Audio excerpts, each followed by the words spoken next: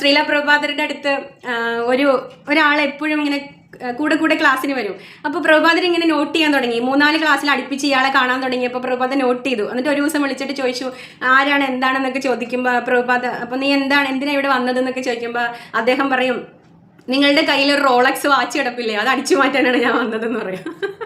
അപ്പോൾ പ്രഭാത വേഗം തന്നെ ആ റോളക്സ് വാച്ച് ഇത് എടുത്തോളൂ എന്ന് പറഞ്ഞിട്ട് അയാൾക്ക് കൊടുക്കും. കാരണം റോളക്സ് വാച്ച് ഭയങ്കര വിലയുള്ള വാച്ച്, പ്രീമിയം വാച്ചാണ് റോളക്സ് വാച്ച്. അപ്പോൾ വേഗം തന്നെ പ്രഭാത അത് ഊരി കൊടുക്കുമ്പോൾ അദ്ദേഹം പറയും എനിക്ക് വേണ്ട, എനിക്ക് അപ്പം അതിനോടുള്ള താല്പര്യം പോയി എന്ന് പറയും അല്ലേ.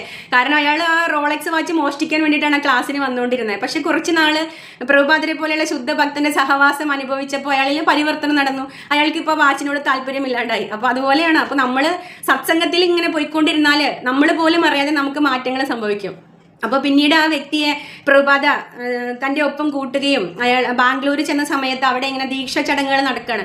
അപ്പോൾ ഇദ്ദേഹത്തിന് ഒന്നും തന്നെ അറിയില്ല, ദീക്ഷാ ചടങ്ങുകളെ പറ്റിയിട്ടോ കൃഷ്ണാബോധത്തെ പറ്റിയിട്ടോ ഒന്നും തന്നെ അറിയില്ല. അപ്പോൾ അദ്ദേഹം പ്രഭാതരോട് ചോദിക്കുകയാണ് ഇവിടെ എന്താ നടക്കുന്നത് എന്ന് ചോദിക്കുമ്പോൾ പ്രഭാത പറയും ഇത് ദീക്ഷദാന ചടങ്ങാണ്, നാളെ ദീക്ഷ കൊടുക്കുകയാണ്, നിനക്ക് വേണോ എന്ന് ചോദിക്കും. അപ്പോൾ പറയും എനിക്കും വേണം എന്ന് പറയുമ്പോൾ പിറ്റേ ദിവസം അയാൾക്ക് ദീക്ഷ കൊടുക്കും. അങ്ങനെ അയാൾ പ്രഭാതരുടെ ശിഷ്യനായിട്ട് മാറുകയും അദ്ദേഹത്തിന് പ്രഭാത കിച്ചന്റെ ചുമതല, അടുക്കളയുടെ ചുമതല ഏൽപ്പിക്കുകയും ചെയ്യും. അപ്പോൾ ആളുകൾ പലരും നിരുത്സാഹപ്പെടുത്തി അയാൾ കള്ളനാണ്, പ്രഭാത വാച്ച് മോഷ്ടിക്കാൻ വന്നതാണ്, അയാൾക്ക് ദീക്ഷ കൊടുക്കരുത് എന്നൊക്കെ പറഞ്ഞപ്പോൾ പ്രഭാത അതൊന്നും ചെവിക്കൊണ്ടില്ല.